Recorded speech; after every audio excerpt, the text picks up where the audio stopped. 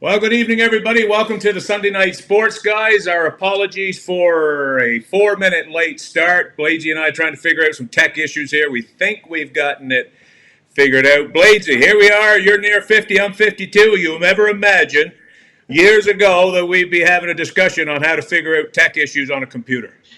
I'll tell you what, I got to get my kids down here. Cassidy knows way more about this stuff than I do, so she might be able to figure it out. But Oh, have some I fun got at it.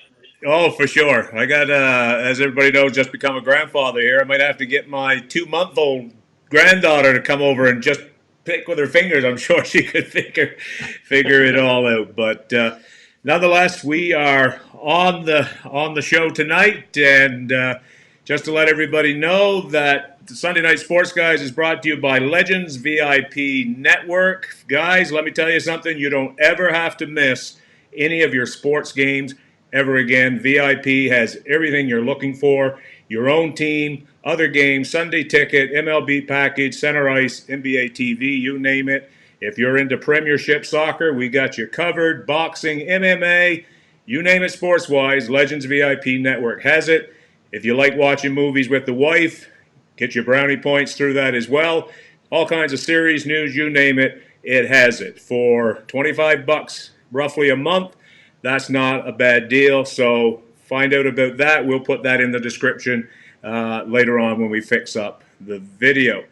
So, Bladesy, we are into week number 2 of the National Football League. But before we get to that, did you catch Mike Yastrzemski's first at-bat in Fenway Park? The first time a Yastrzemski has stepped to the plate in Fenway since 1983. Would I be right in that?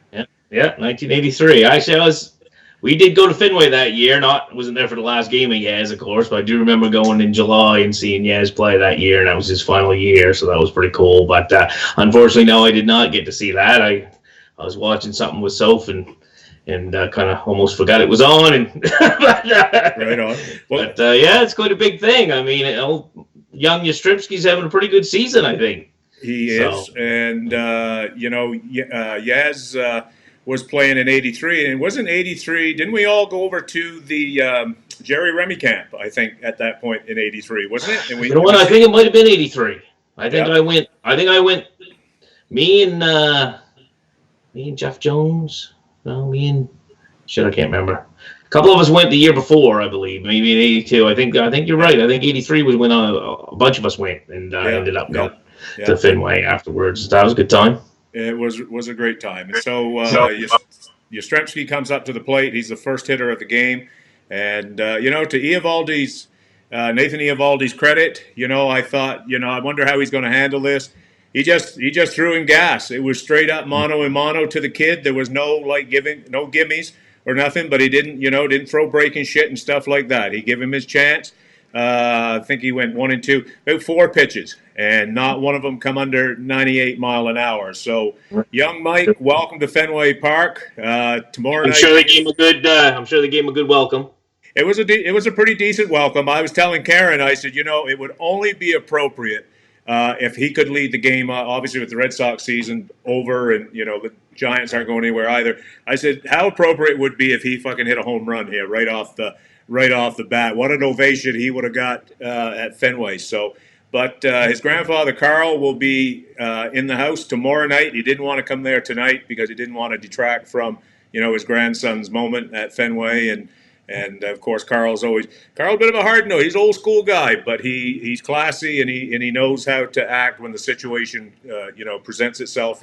And so to give tonight to his grandson was it doesn't surprise us whatsoever. So.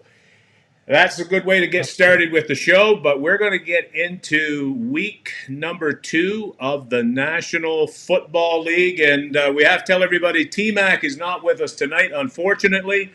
Earlier this afternoon, I was trying to, we were communicating about trying to get something from him. His son had made the logo for us at Sunday night, so I kind of wanted to get the file for that, and he comes back and says, well, I can't help you. I'm in the back of a friggin' ambulance on the way to the hospital emergency.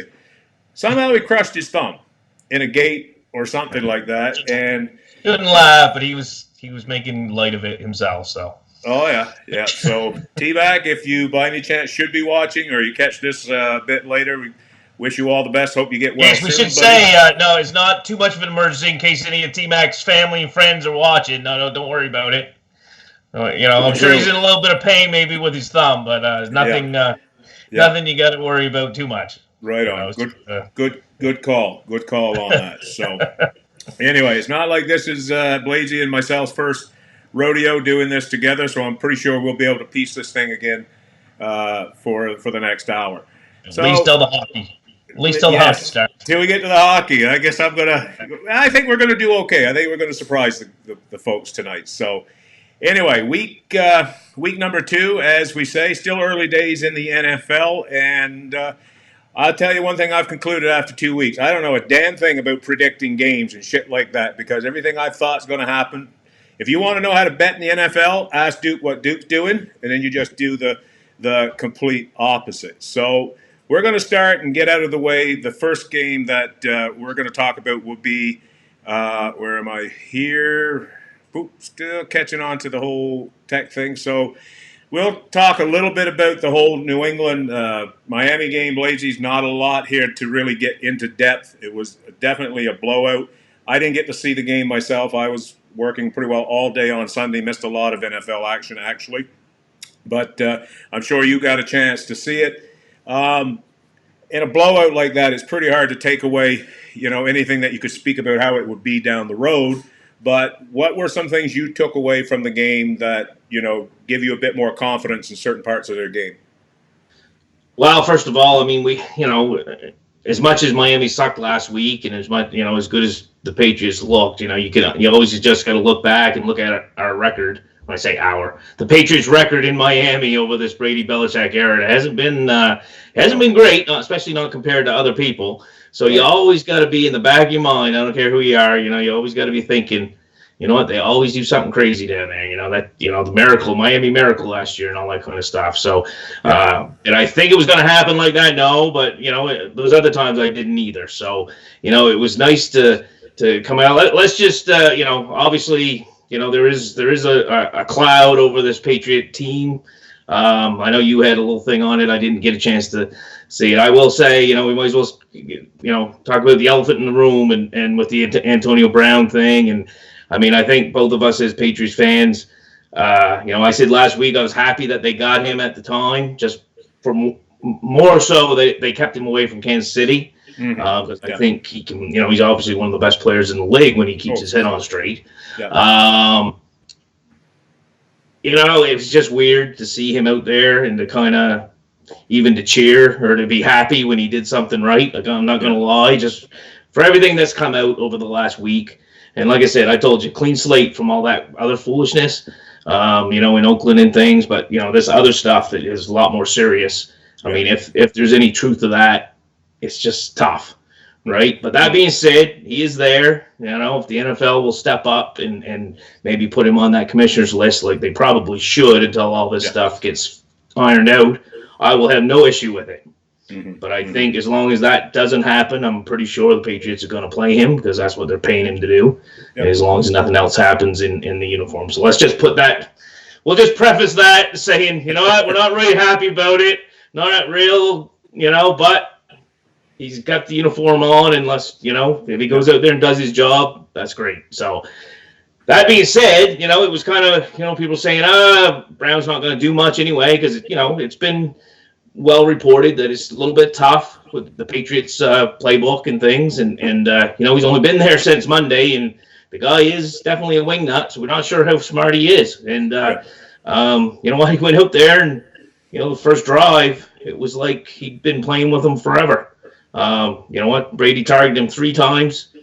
They kind of hurts people afterwards say, that he forced it to him. He didn't force it to him. He's wide open 3 times. Yeah. And, made a nice route, made a nice cut, 3 for 3 on that first drive. He was awesome.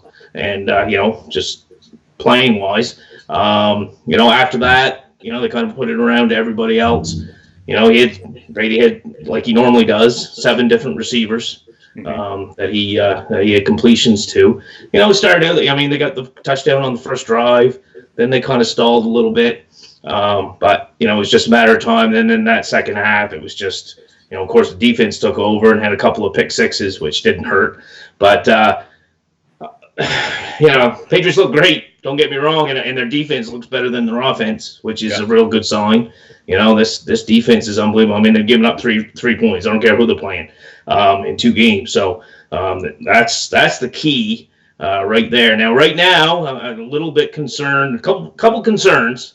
Offensive line's a little bit of a concern. Isaiah Wynn, I just saw they just put him on the IR, which is not good. So he's going to be out for at least 8 weeks.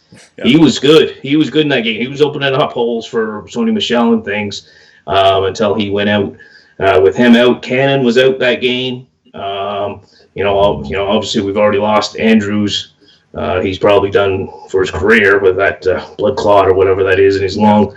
The offensive line's a little bit of a concern. They did sign somebody today, but just somebody, hopefully he's going to fill a gap. But that's a concern. And another concern, which is weird, but it's Gostkowski.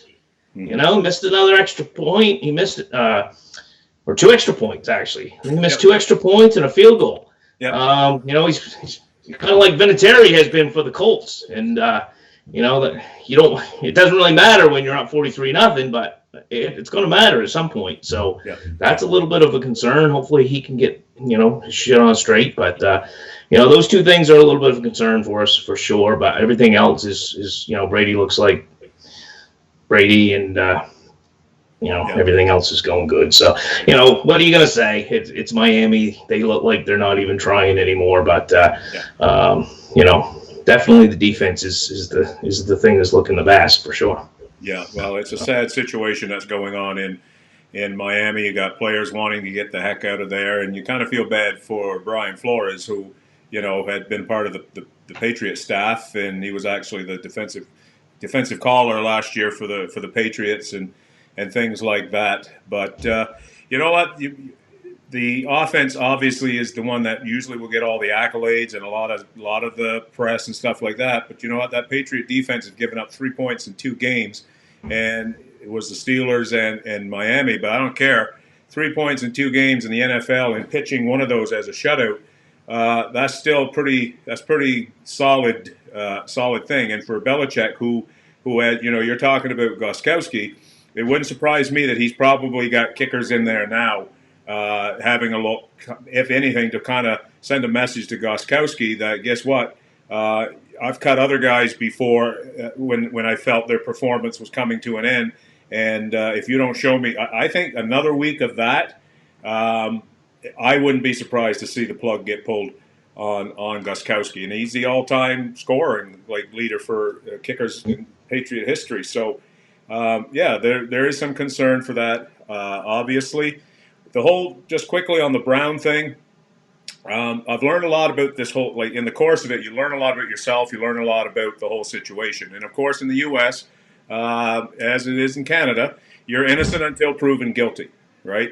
It doesn't, those kind of things, and I think because of Brown's behavior with the team, per se, on field, the whole foot thing, the whole helmet and the swearing at, cussing out the general, all of this. And then when you hear something of that nature, even if it proves to be wrong, it just alters your feelings because you're watching this bullshit that he's doing. And if you're somebody like us who doesn't believe in that kind of behavior, right? We didn't play the game that way. Yeah, we get a little emotional at times, but never causing shit like that. So when you hear of a potential charge, which it's not really a charge, it's a civil suit, I think that evokes more emotion at the moment than it does. Yes, is it hard to be kind of happy for him? You want to be happy because you see the uniform, right? It's still a Patriot that's got that touchdown or has gotten that big first down and stuff.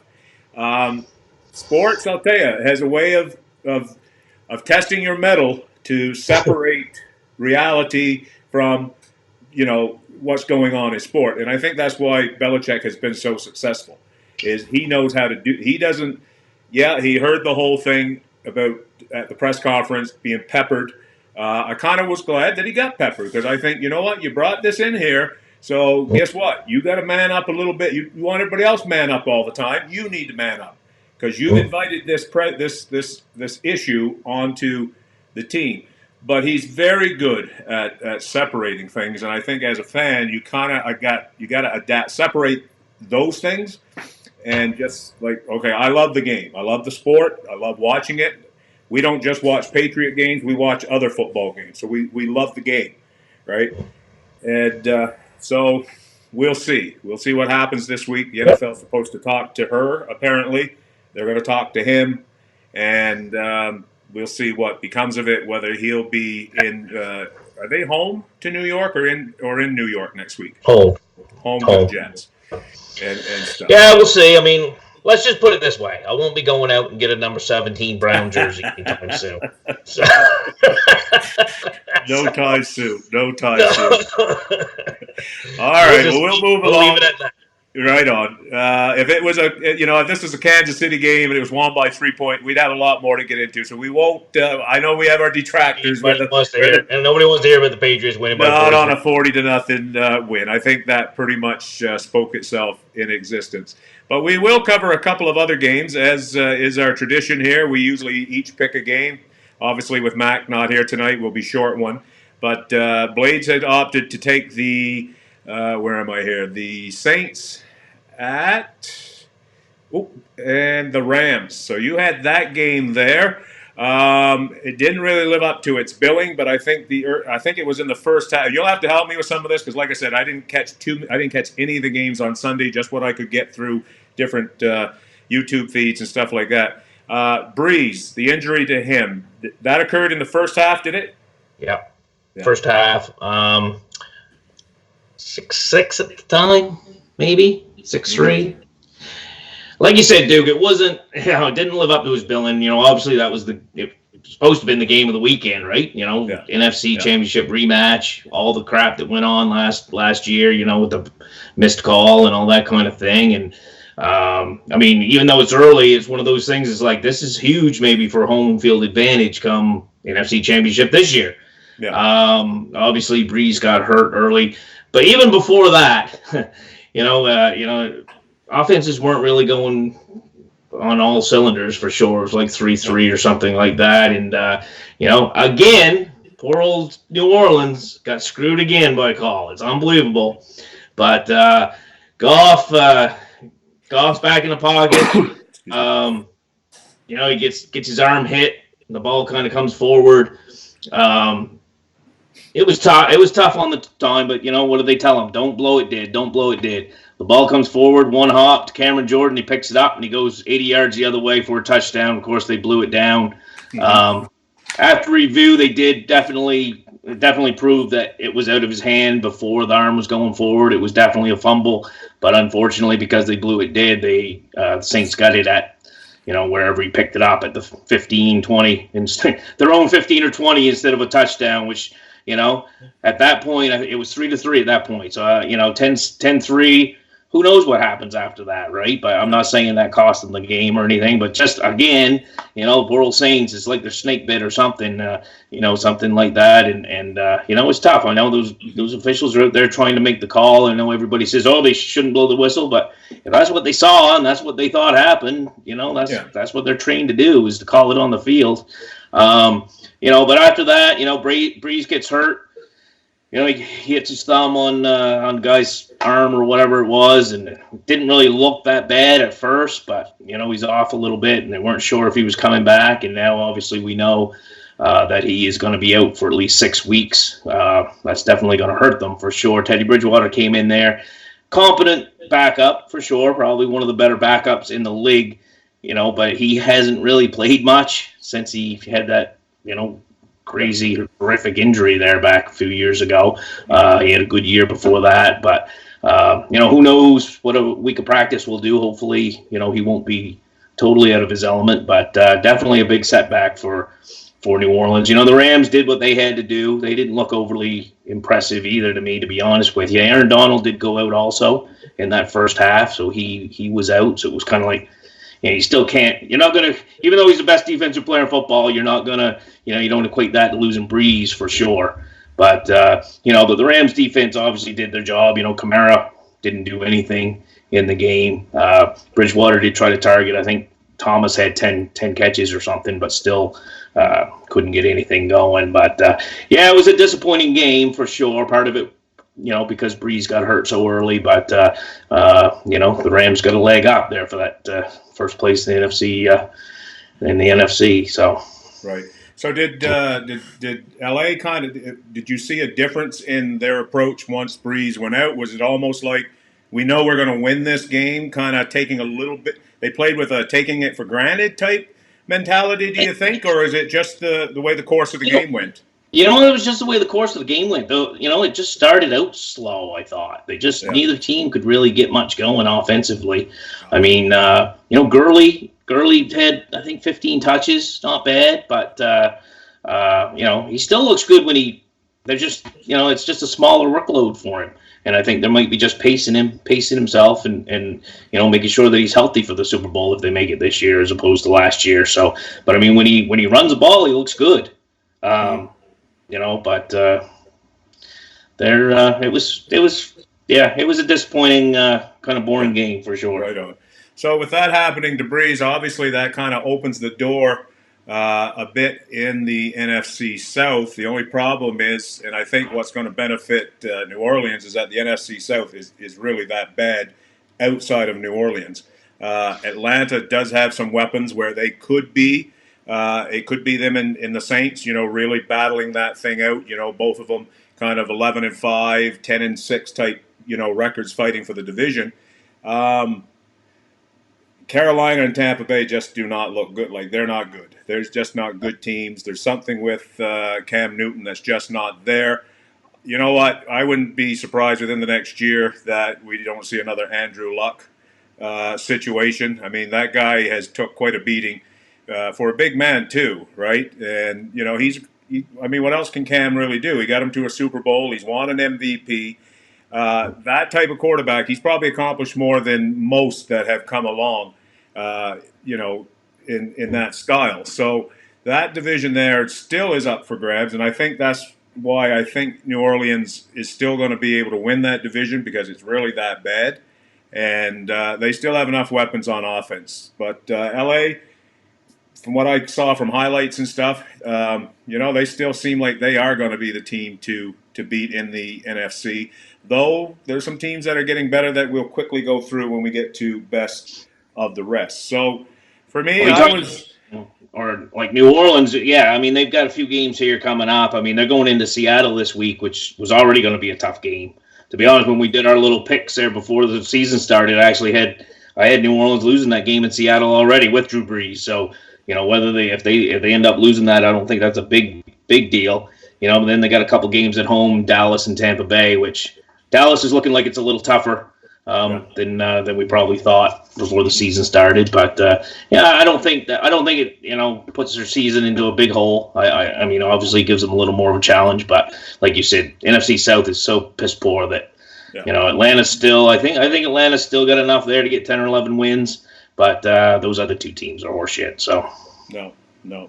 So I got left with the taking the shot for the team, and sitting there last night in my bedroom watching the Cleveland Browns visit the Meadowlands to play the New York Jets.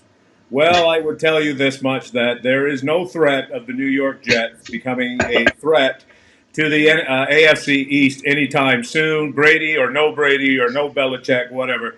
That was pretty sad looking. Like, Sam Darnold, I'm sure, means a lot to that franchise after what I saw last night. Cleveland, we came into the year, was or at least I touted them as a team that I think is going to make the playoffs and would win 10 or 11 games. I think I predicted with them. They lose the one in Tennessee last week, so they're really up against it to win this one, because their next 3 games, even 4 games for Cleveland after this one, is the Rams, the Ravens, the 49ers, who are 2-0, and Seattle, who is 2-0 as well. So, good little play from Mayfield to OBJ. That was a great play.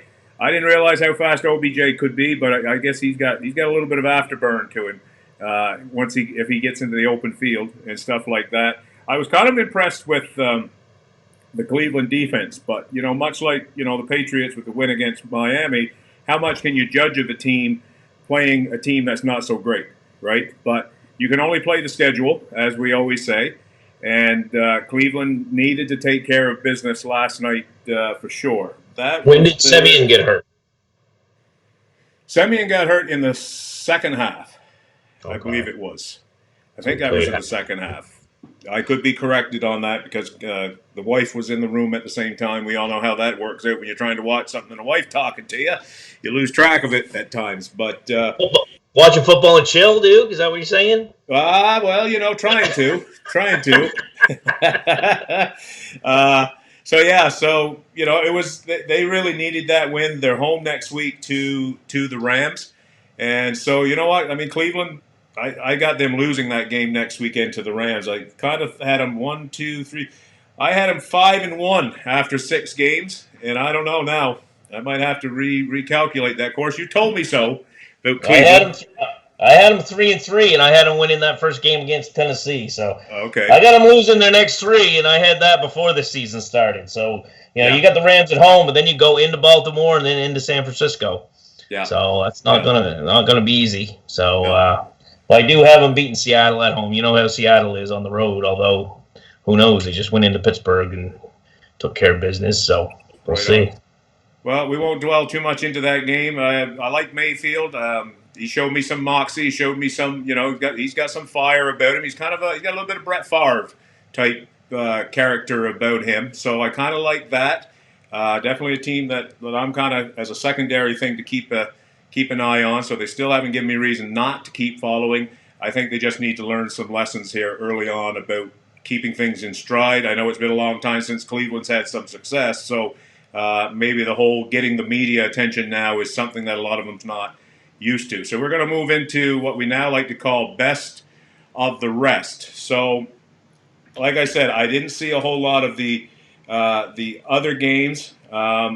Jacksonville has played good in the first 2 games. They just have come up against teams that are projected to go into the playoffs and things like that. Did you catch any of that Jacksonville-Houston game whatsoever? No, I didn't see any of that. I just saw the highlights or whatever. I mean, Houston stuck around for them, and then Jacksonville ends up getting the touchdown and goes for the 2-point conversion to go for the win. You gotta tip your hat and say, it's good to try that, but the play call probably wasn't the greatest with Fournette, although he pretty much almost got it there. But you don't like to see him just run up the gut on that one on your 2-point conversion. I wouldn't say, but they're sticking around as Minshew. Doesn't look too bad. So they're still going to be frisky, I think. Right. So what else did we have there? Green Bay goes 2-0. Aaron Rodgers comes out and says, it feels good. 2 wins. Last year they had 1 win against North Division opponents. This year they're now 2-0. So it looks like we're going to have to tolerate the Aaron Rodgers train on media. I wouldn't be too happy if I was a Green Bay Packer fan. I mean, they haven't looked really great, I don't think. They won 10-3 the first week, obviously, against Chicago. And then, they had a 21-0 lead, I think, didn't they? I think so. And then Vikings came back, and really it was just Kirk Cousins being an idiot and throwing a pick in the end zone down 5, just throws a duck up there. It's unbelievable. But, they are 2-0, so you got to give them that. But, I wouldn't be crowning, I don't think Aaron Rodgers is Aaron Rodgers of 6-7 years ago right yet anyway, but we'll see. We'll see. So another story of note that broke today is that the New York Giants have named Daniel Jones as Week 3 starter. That will be in Tampa Bay against the Buccaneers. Has the Eli Manning era come to a stop in New York, or is this just a kind of stop the bleeding move in New York, do you think?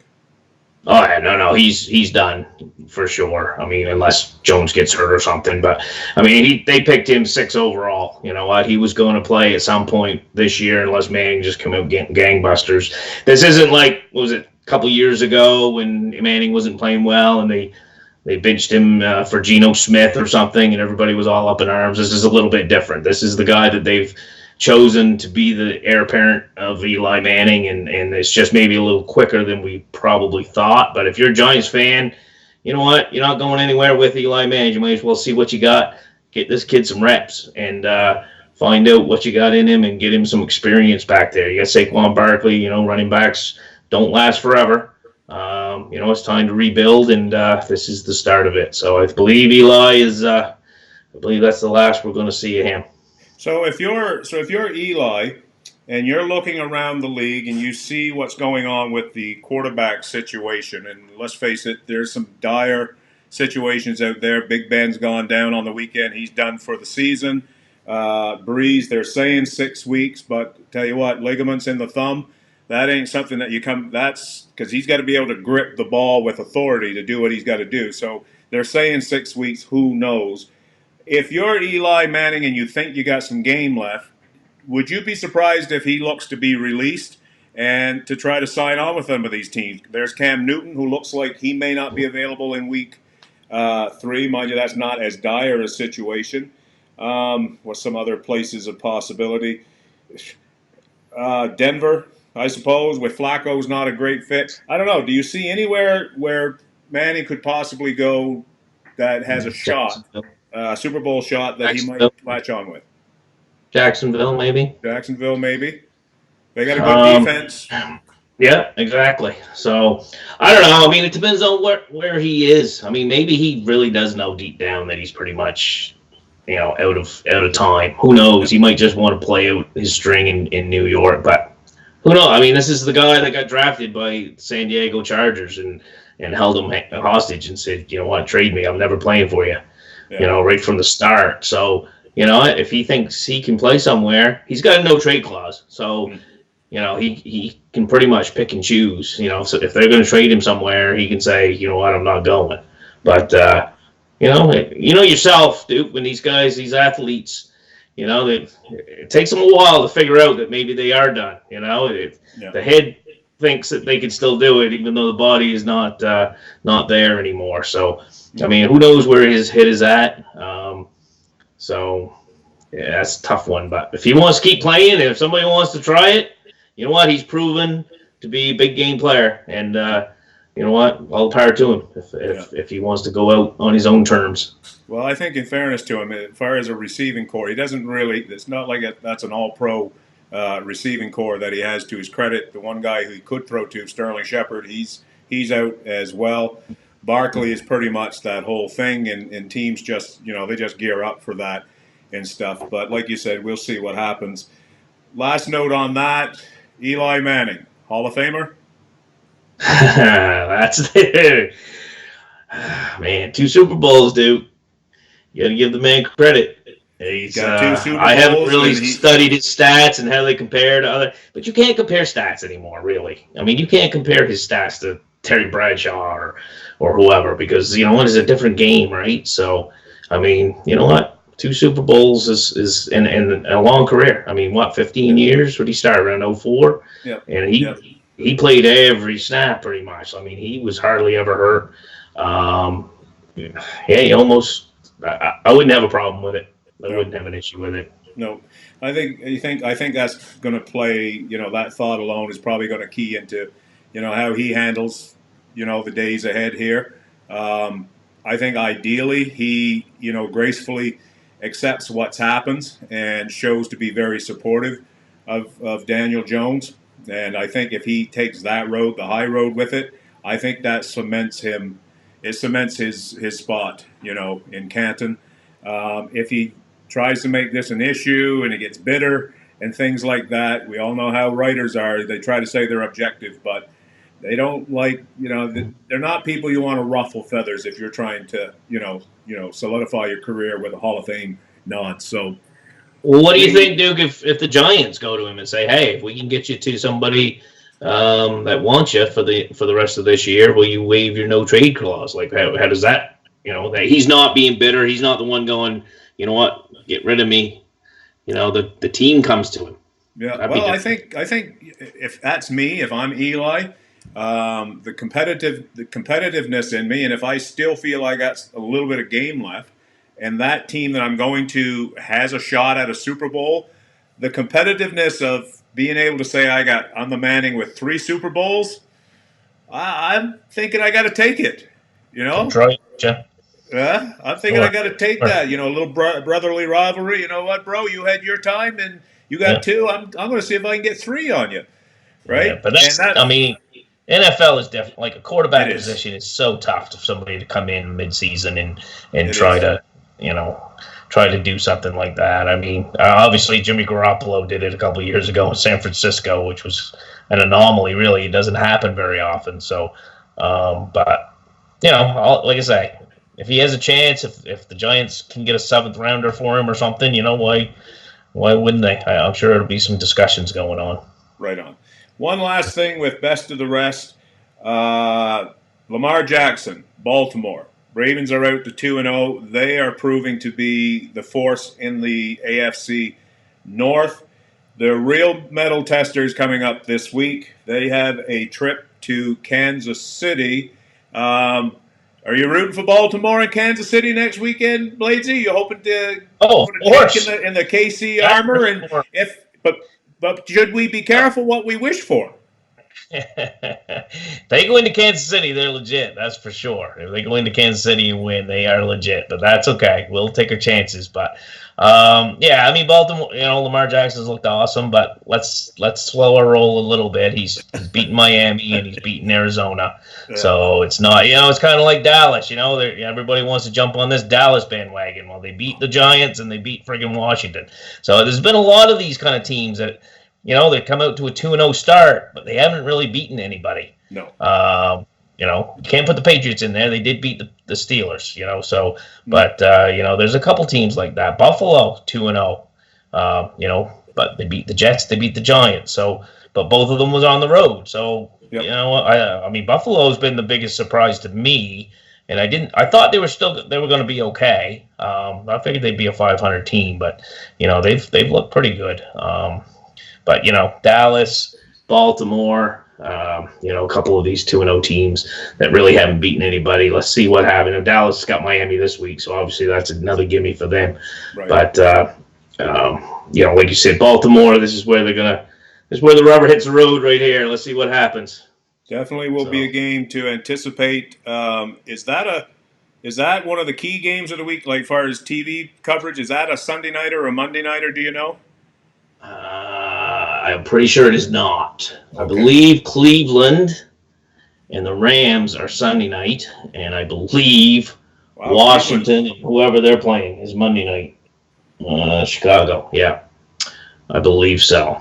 And then Tampa and who's on Thursday? This early in the season, they can't flex those games into Sunday night. I think it's a little later where they can flex a game into Sunday night. Right. If they want to. Now it's kind of set in stone. But, Cleveland's got like 5 or 6 primetime games. It's ridiculous. Wow. They just had one Monday night, and they got another one Sunday night. Jeez. The Brownies they're going to be real, Bladesy. I'm telling you. You wait and see. Yeah, we'll see. All right. Well, that was a nice catch. That was a nice catch by Beckham. I got to say that. 33-yard handed. That was a nice one. He does that all the time. Oh. It's bust or nothing. It's all or nothing with this guy. So, anyway, we are going to make it a happy day for Mr. Craig Nickerson because we are going to discuss the NHL, RFA, UFA situation. And Bladesy and I will be the first to admit this is not our forte. It is not something that we use up time in our day to study a whole lot about. But there has been, perhaps this offseason, Bladesy, more talk about RFA, UFA. If we didn't know about it, we certainly know a bit more now than we ever did. Obviously, you know why? Why that is? You know why? That's all we've heard about all freaking summer. Because this goddamn Maple Leaf is in there. Yes. You can't turn on TSN without them talking about the Toronto Maple Leaf some way or another. So, you'd think Mitch Marner was the greatest player since fucking Gretzky. So you're saying the Canadian sports media has a bias towards the Toronto Maple Leafs? Hey, I know I'm way out on a limb here. Craig says Canada's team. Yeah. Well, they're certainly trying to make it that way. I would say that by what we're hearing across the airways. But anyway, RFA, UFA, and as I said, we've been trying to read up a little bit on it. I think Blagey did his best he could here. How about this B stuff, dude? You're on your own, man. So I've learned a few things about RFA, UFA. I've learned that there is this thing called being a 10.2 player. Well, the 10.2 is a article that's in the CBA, which stands for Collective Bargaining Agreement, if you're not, up to snuff on some of these terms. 10.2 was Charlie McAvoy of the Boston Bruins, who had played 2 years. Now, I'm assuming his entry-level contract, that's all he signed for, was for 2 years. And then he became... I think what happened was he signed his entry-level contract kind of at the end of 1 year. Didn't he come out in like March after the college season was over? Well, he played in the Stanley Cup playoffs. He played in the playoffs, but he didn't play in the regular season. Okay. I looked up his record today, and he's got no record beyond the past 2 years. Yeah, because I thought every entry-level contract was 3 years, but I thought it was 2. You've looked at it. Yeah. It could be. Like I say, we're kind of learning this stuff as we go. So he couldn't become a full RFA, restricted free agent, because he didn't have the service time yet to do that. I think you have to be of the age of 23, or you have to have played 3 years or something of that nature. You also need to play 7 years before you become a UFA, right?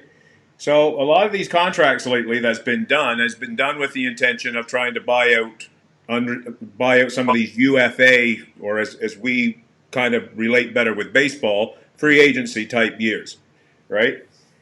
The question I guess a few things we want to discuss here is, the Maple Leafs. I was looking a little bit more into Toronto's situation, and it's one thing that they have 4 guys tied up to $40 million of the cap, which is 78 or 81, something like in around there. But Blades, they got 6 guys tied to $50 million. Of the $80 million, we'll use 80 as the mark for discussion. $30 million left to put the rest of your team together. I'm going to tell you something. As a Bruins fan, as a rival of Toronto, and I'm not bashing the Leafs, I kind of was glad they went about going to get Marner, because now they're hamstrung in other areas where payroll cap flexibility comes about. And I don't know. I guess I don't know enough about how that's set up. To me, it doesn't make a lot of sense that you would tie 6 players to, well, what's $50 million? That's what, 60%, 65% of your cap? Yeah. Well, there you go. I mean, you got 14, 15 more that's got to come in. 30 million. Pretty much like almost everybody's like minimum wage now. Yeah. There's very, very little bit of room to go there. So, you know what? Good luck to them. I think there was something I saw, and I mean, obviously this is all relative because there wasn't any $10 million players or $8 million players years and years ago, of course, but, that nobody's ever won with even like 3 on their team making that much money, or 2 or something like that. So, to have 6 guys making that kind of money, it really, like you said, it really kind of binds you up as far as the other people on your roster. I mean, they better get some guys, some young guys that are on entry level contracts, making league minimum, to make sure that they can fill out a roster with some guys. But, that's I would say. Well, Craig's saying that the cap will go up with expansion, and the NHL about to sign a new. But that's not for this year. TV contract. That's not this year, though. No. They've already voted to not reopen the CBA next year, so it will be 2 years from now before that gets reopened. And which that's a good thing for the NHL. That's all they need would be another strike or something. Oh, I think if there's any smarts there at all, they know they can't afford to go down the road of shutting down another season. That would be the death knell of the NHL in the States. I mean, you'll never kill it in Canada, but in the U.S., that certainly would be a big hit. No, they're just starting to get some traction again, right? They are. With Vegas and all that kind of stuff. So, hopefully. I mean, as much as I like to make fun and tell them that, the best season we had, or best season I had watching it was, 2013 when they started on January the 19th. Yeah. That was the best season I've ever seen. It was great. 39 game season. It was perfect. Well, it was the best regular. It was the best, like far as the quality of hockey. I mean, even the most diehard fan has to say, you know what, it was pretty entertaining because there was no room for air. Like you had to make hay right off the bat. And and we had this discussion off camera here, I think a couple of days ago in our Skype chat. Hockey has the longest flipping season for 82 games. Them in basketball, I think hockey's slightly longer. They have less than 3 months difference between the last game of the playoffs and the start of the season. Yeah, we just got done middle of June. Here we are, middle of September. We're starting up again. Come on. Right. Whatever. Hockey guys. Fun of baseball. Sean Simmons likes to make fun of baseball, playing 162 games, but at least they could cram it in. Yeah. Cram it into 6 months or 7 months. Now, here's the other thing on this whole NHL free agency thing that I do not understand for the life of me. Well, I guess I'm kind of understanding it more now. In the history of this CBA or the past 2 CBAs with this whole restricted free agency UFA stuff, only 9 players, Bladesy, 9 players have ever been given what's called an offer sheet. And what apparently that means is you're a restricted free agent, so you're offered another team could come in like we saw here with the Sebastian Aho deal, in which Montreal made the offer, which was not a great. If you're going to do that, at least make the other team cringe a bit more than what Montreal did. They essentially just laid him in the lap. If I'm Carolina, I'm kind of laughing at it and saying thank you, if anything. But there apparently is something, there's like this hidden code to not make offer sheets. Only 9, and only 1 of the 9 has the player gone the other way. And that was Dustin Penner, who went to the Edmonton Oilers, who know nothing about how to run a major franchise whatsoever.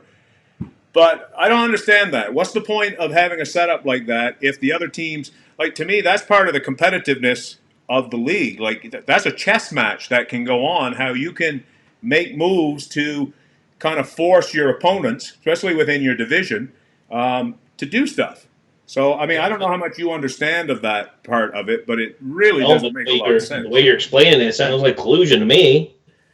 You think? Are you saying they're all like, got kind of a wink, wink, nudge, nudge, like, no, you can't take my player if I... Pretty much. That's pretty much what it is. Doesn't sound like you'd be able to get away with that very long. Because they said even with Marner, there was only 2 teams that and it never even come out, which shocks the heck out of me that, with all we've heard on the whole Marner Leaf thing, which is like you dominated Canadian sports television, I don't ever recall hearing that the Columbus Blue Jackets and the Minnesota Wild made offer sheets to that guy. They couldn't have, or they were thinking about it. Might have been more the thing, because had they made the offer, Toronto has to either match it or he has to sign it, I think is how it works. He would have to have signed it. That's what happened. So 2 were made to him, but he didn't sign either one. So, he was dead set on being in Toronto and stuff. So the Bruins, on the other hand, I got to take my hat off to Don Sweeney, because I will admit when Don Sweeney was hired as the general manager, I can't say I was a huge fan about it. I viewed him more of a Jeremy Jacobs soldier sort of thing, and we all, we know how it's been in Boston for a while with the old guy. They won't spend the money, but since winning the cup, they've made 3 finals appearances, so they've had to spend some money to maintain the competitiveness. But Don Sweeney, in the past 48 hours, has been able to get both Brandon Carlo and Charlie McAvoy to very team, but yet player-friendly contracts, if you can believe such a thing can be done. The way he has pulled this off is really pretty stroke of genius, because as we know, the Bruins are in that window to win a cup. We started with last year. Now you have the next couple of years where both these guys are tied up to the team. The cap hit on Carlo is going to be 2.85. McAvoy is 4.9, though in the third year, the Bruins have to pay McAvoy $7.3 million. But by that time, Chara's long gone into the sunset. Bergeron is going to be pretty well on the last end. He's not a guy you're going to be looking to offer a big contract to. Even Marchand, we don't even know at that point. Like, we'll see what his game looks like. Aside from having Bergeron with him, I'm not sold yet on Marchand the completeness of his game. Can he do it without Bergie? I think he's shown he can a bit and stuff with Pasternak, but I think Sweeney's made some good moves, and I think he deserves a pat on the back for what he's accomplished in these past couple of days. How much of that did you follow at all? Yeah, I mean, I knew they needed to sign him, and I mean, from what everybody said, it was going to be hard to sign both of those guys and try to stay under the cap. Sounds like he did it. I mean, it's freaking tough, man. These salary cap leagues. You got to be an accountant and a lawyer, and and a hockey guy kind of thing. So I know they have people for that, but still, you just can't shell out money, and you have to try to spend it wisely. And I mean, you know what? They made it to the last game of the season last year. Yep. They're pretty much the same gang coming back. Looking forward to the season and see what happens. But no, you get it, like you said, you got to give him credit to get both of those guys signed. And before it became a distraction, camp's just starting up here, so long before the season starts. So it's good. We need them. For sure. So anyway, that'll pretty much wrap us up for that aspect of hockey. Camps are really just getting started, so there's not a whole lot to get into detail about with regards to that. Maybe if Mac was here, he perhaps would share a bit more. We are trying to work on doing a hockey preview show. Scheduling is going to be the issue. Tuesday nights have been working out good for me, but my work schedule has been changed. And so that may impact Bladesy and T-Max. So we're going to work at it. We're going to look at some more dates and just see if we can make a connection with all three of us. Hopefully we can maybe find a fourth person who's really into the game, and they can kind of offer up their perspective as well. So we will clue out of that. And we're going to conclude tonight's show with the MLB, Major League Baseball playoff races are coming to a close with roughly 2 weeks left to go. And, Toronto's been gone for a long time, so Mac's not had much of a conversation there, although watching his young Jays, I'm sure has had a few pleasant moments at times, some very rough moments for the most part. Lazy and I, on the other hand, thought we would have been talking about how we're going to line up our rotation for the fall, but that ended a few weeks back for sure. With that being said, though, Bladesy, we pride ourselves on being baseball guys. These hockey guys, we can't let them get the best of us because they are devout to their sport. So we can't just bypass baseball because the Red Sox aren't in there. Who are you looking like? I know you're not one that jumps on other bandwagons and stuff like that, but if there's one team that is left in all of it, I know you had pointed out Cleveland a few weeks back. They still have a shot, but they're on the outside looking in right now. Is there anybody there that you kind of have a small rooting interest you'd like to see kind of go all the way? Well, no, not really. They all lose. No, I guess if there's a team that you really can't dislike is Oakland, of course. Time and time again, man. Small market, small payroll, and they're there again. Leading the wild card right now. It's pretty close. Then the Rays and Cleveland are right there. Two of them will make it. Most of the divisions in the AL are already set, of course. The only thing there is the Yankees and Astros are fighting for home field. They're tied right now with 2 weeks left, so which could be quite significant if you got, definitely New York will want that Game 7 in Yankee Stadium if it does come down to that. But yeah, you can't, Tampa's Tampa. I really couldn't care less to see them ever again, to be honest with you. So they're not the same to me as Oakland, even though they're kind of similar with the way they build their team. But, Tampa gets 5,000 people at most. Move that thing to Montreal. Come on, move it to Montreal. Let's go. But no, Oakland, Minnesota too. You can't. Minnesota would be nice. They're right there. You don't really hear too much about them. They got some hitting, but I don't know if they've got the pitching to be able to do much here. But you never know. In the National League, the Central's still got, Cardinals, Cubs kind of fighting. The Brewers are right there, but, they lost Yelich, which that's huge. Obviously, you don't lose that kind of a bat in the lineup and be able to do that. The Dodgers are still there, but I would, if I was going to say somebody, Oakland or Minnesota, just because they're small market, but none of these guys really do much for me. No, not gonna lie. No. There isn't. But I like seeing Milwaukee, to be honest with you. If I was going to pick a team that still has a shot, would have been Milwaukee. But I can't. If they happen to win it without Yelich, I can't imagine. But Milwaukee's one of those teams that they've been pretty good lately. But I wouldn't mind seeing them. Well, as you know, the Minnesota Twins won 2 World Series as a result of having the worst record, and that was back when it was division, just winning your divisions and stuff. And they won those World Series. One year, 87, 91?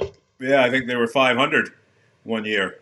So, anything is possible. American League West was very good back then, for sure. Yeah.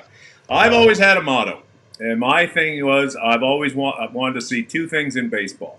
Either I'm going to see my Red Sox make it to the World Series, or at least get into the playoffs so I can watch a little bit of them, or I want to see the Yankees in it, and I want to see the Yankees make the World Series, and I want to see the Yankees lose Game 7 in the bottom of the 9th. Every time when they're in it, I'm not rooting.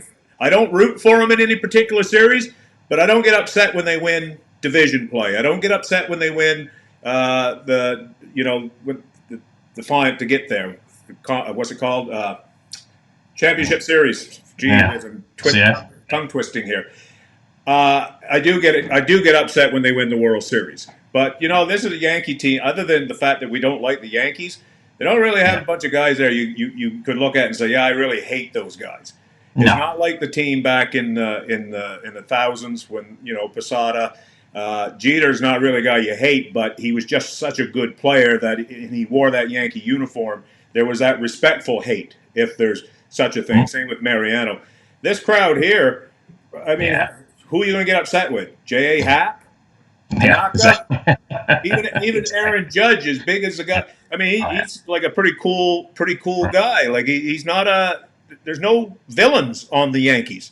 I'm not used to this. No, I know. And I'll tell you what, as much as I hate to say it, and I know the Yankees, we say their pitching is not up to snuff or whatever, but if you take a look at that 4-man rotation, Severino's back tonight.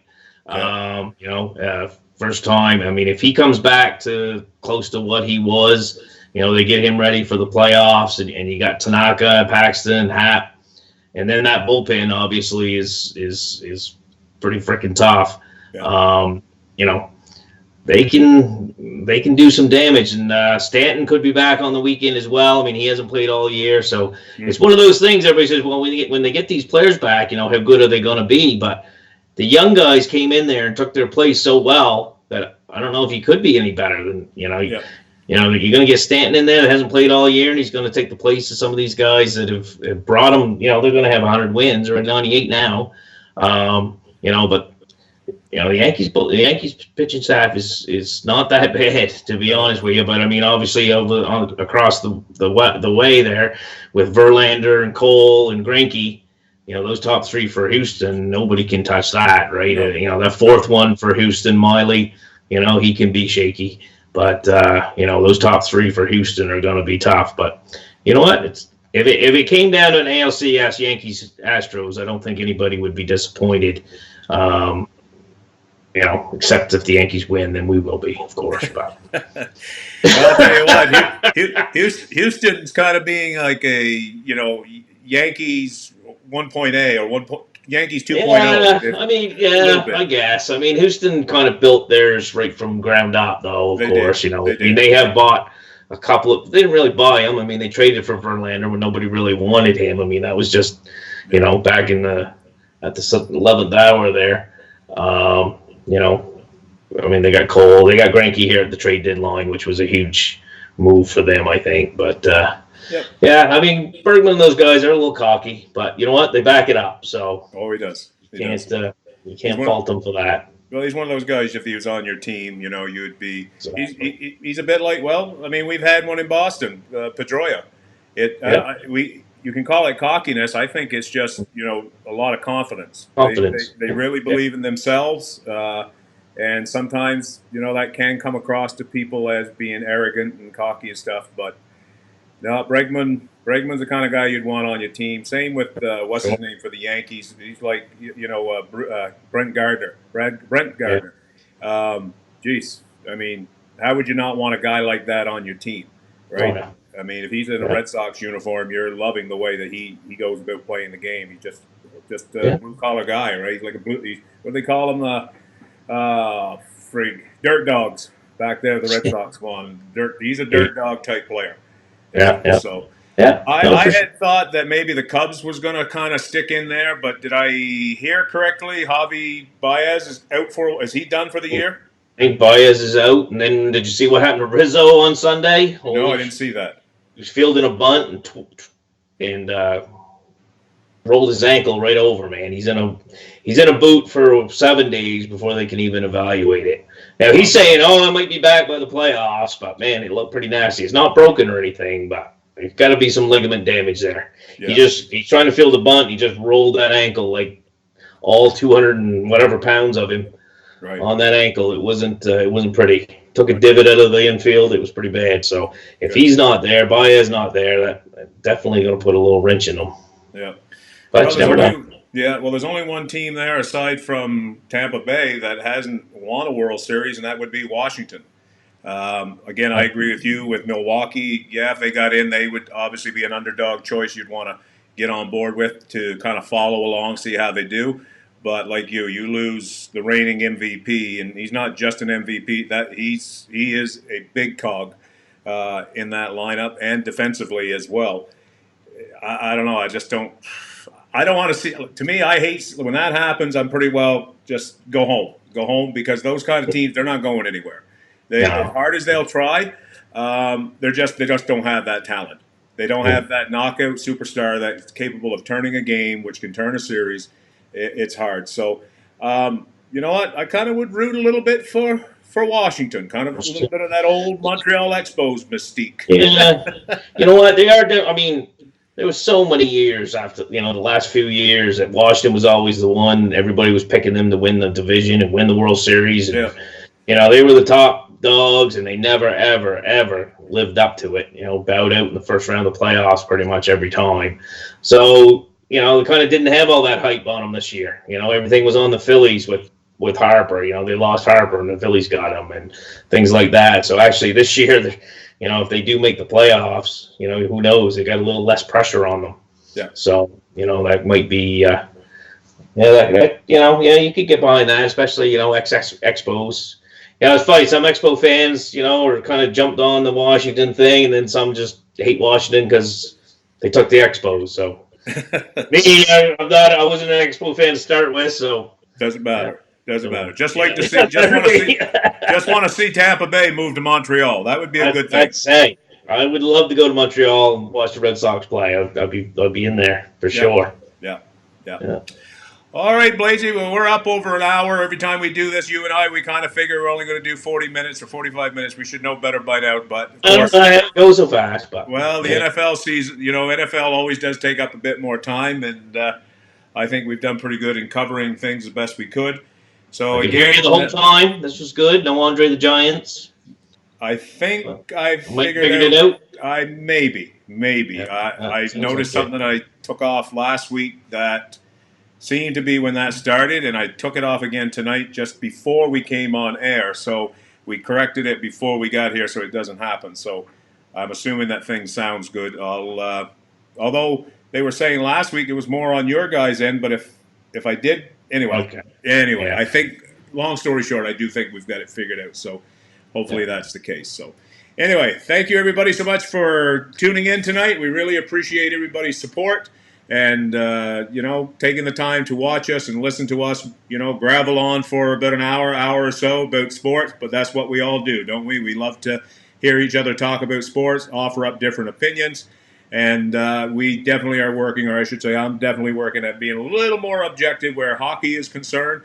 Try to give a fair play to all the teams out there, especially the Toronto Maple Leafs, Canada's team, as Craig likes to tell us. So anyway, everybody have yourselves a great night, and we will be staying posted on our Facebook page. We are now on Twitter. and I don't know how it happened. I tried to get us at Sunday Night Sports Guys, but Twitter would have nothing of it, so they have us at Night Guys. Don't know how that happened. Jeez, Duke, I don't know. I don't know if somebody wants to Google Night Guys. You might not like what you get. Maybe not.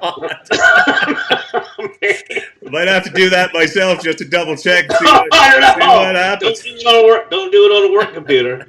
No. I don't think they'd be too happy with that one, baby. So, anyway, thanks a lot, Blazy, for coming on, and we'll see you guys next week. We'll figure something out in terms of showtime. Also, to see how we're also going to be able to line up something for hockey for the season and stuff like that. So, anyway, if I can get myself out of here, everybody have yourselves a great night, and we'll catch you again soon. Bye for now.